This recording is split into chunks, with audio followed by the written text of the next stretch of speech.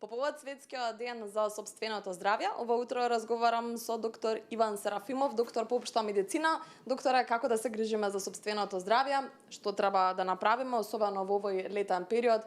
Често докторите велат водата дека треба да биде најзастапена кога е исхраната и течностите во прашање, но од вас ќе слушнаме совети како да се грижиме за здравјето. И добро утро. Добро утро, Бисера, добро утро на сите ваши гледачи.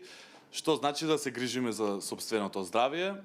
Тоа значи дека не треба секогаш да одиме на лекар само кога ќе осетиме некои тегоби или болести или промени во нашиот организам, туку треба да се прават чести редовни контроли, превентивни, најмалку еднаш два пати годишно, со цел да знаеме каква ни е сликата за нашиот организам и за нашето здравје, и да инвестираме во нашето здравје, во добра исхрана, физичка активност, добар сон и слично. Тоа се најбитните параметри за да имаме добро сопствено здравје и да се грижиме за нашето тело.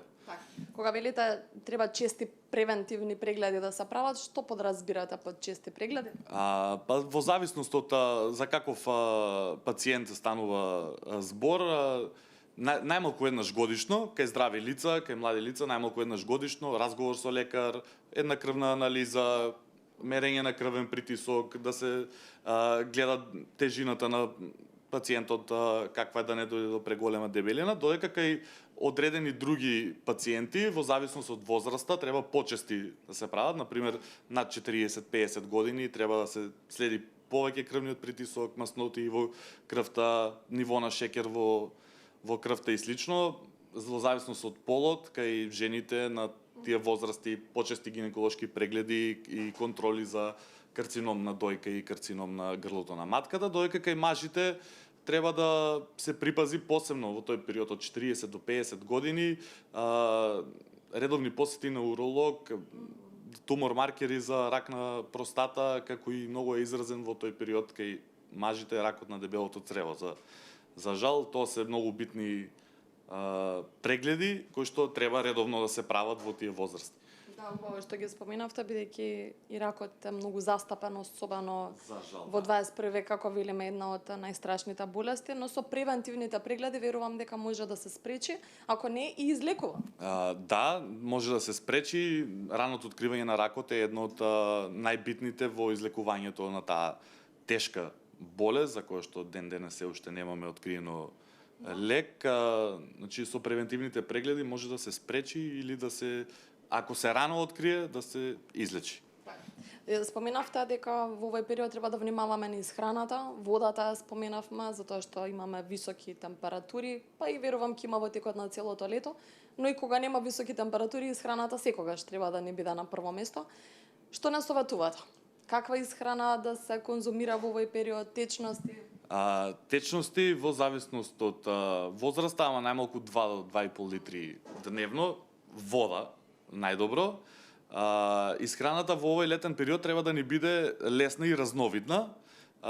Летото е идеален период за сезонски зеленчук и сезонско вошје, за овошни салати и слично, идеално, значи треба да ни биде разновидна и лесна исхраната, да се избегнуваат преработена храна, помрсни храни и слично.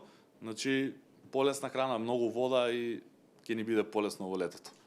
Го споменавте и спортувањето, односно физичката активност. Сега нели докторите велат не излегувајте на сонце, нормално, уште помалку да спортувате во тој период, но какви се оние вежби кои што треба да ги правиме, утренски вежби или можеби некој навечер да трча? Што се препорачува во физичката активност на кој како и каква физичка активност му одговара, не е проблем, нема да навлегуваме во тоа, а само да се избегнува физичка активност во најтоплите делови од денот, од 11 до 17-18 часот, да кажеме. Треба да се избегнува физичка активност, а и она физичка активност што ќе правиме да биде со лесна облека, да се хидрираме, многу битно во текот на вежбањето, со цел да не дојде до поголем проблем. Да, токму така, да. Сакам да прашам и околу симптомите кои ги чувствуваме во овој период, особено поводрасната генерација, може мачнини да чувствуваат поради високите температури, вртоглавици, главоболки поради промената на времето, срцебиење. Меѓутоа, кои се оние знаци кога треба да се јавиме на лекар? што ни укажува дека е алармантно? Значи, симптоми кои што никогаш не треба да ги избегнуваме и да ги занемаруваме, посебно кај нас во народот не многу она ќе помине само од себе, за жал, некои болести не поминуваат.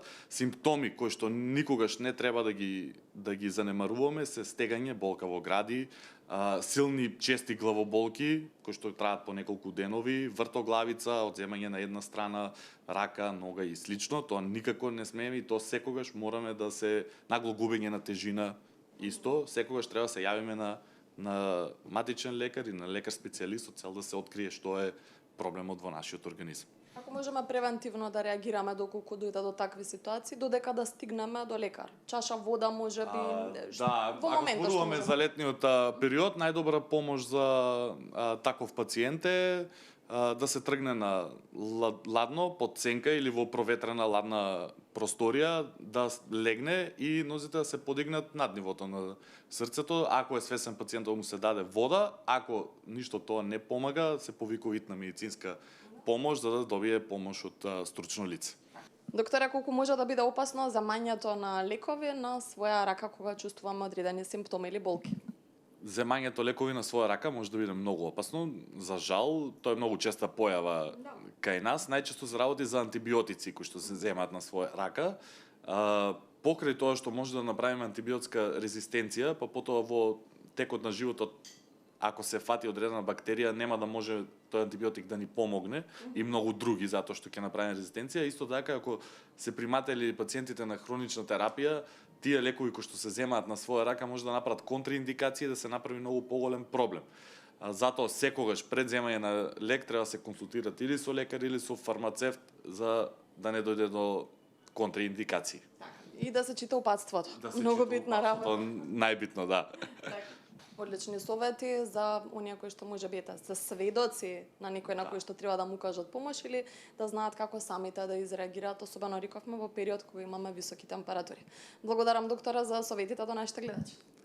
Ви благодарам и на вас.